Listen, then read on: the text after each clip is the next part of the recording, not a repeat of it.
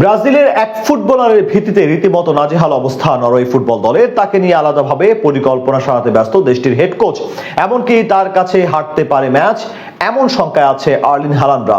তার জন্য বদলাতে হতে পারে পুরো কৌশল মাঠে নামার আগে, এমন কথাই জানিয়েছেন দেশটির হেড কোচ। এই ম্যাচে সহজেই জয় পাবে সেলেসাওরা।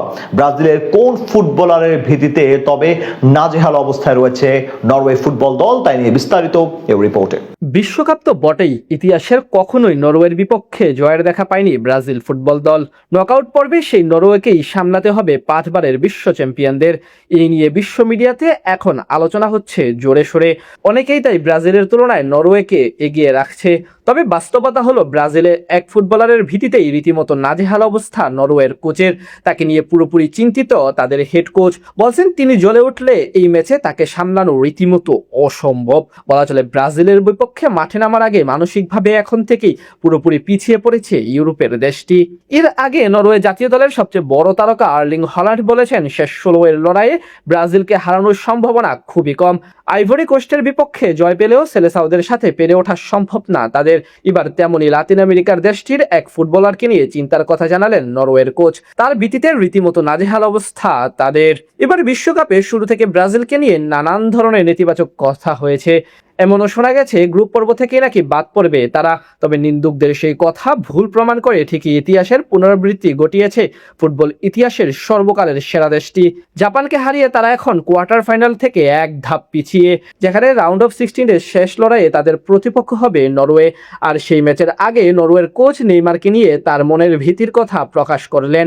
নরওয়ের হেড কোচ স্টোলেন সোলবাক্কেন বলেন, আমি নেইমারকে বেশ ভালো করেই চিনি, সে খুবই দুর্দান্ত খেলোয়াড়। হয়তো সে শুরুতে মাঠে নামবে না, তবে তার জন্য আমাদের সবসময় প্রস্তুত থাকতে হবে। আমার কাছে নেইমার অত্যন্ত বিপজ্জনক একজন খেলোয়াড়। আমি জানি ব্রাজিল দলের এবং অন্য খেলোয়াড়রাও তাকে একজন আইডল হিসেবে দেখে।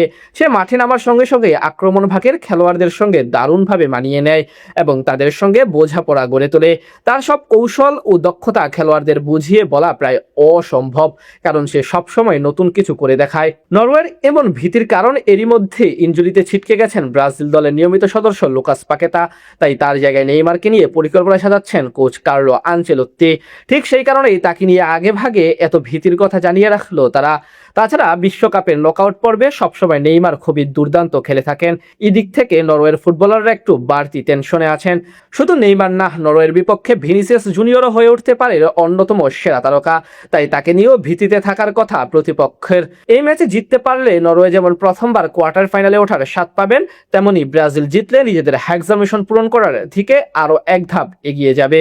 এখন দেখার পালা শেষ অবধি জয়টা কার দিকে আসে আর নেইমার এই ম্যাচে কেমন পারফরমেন্স করেন।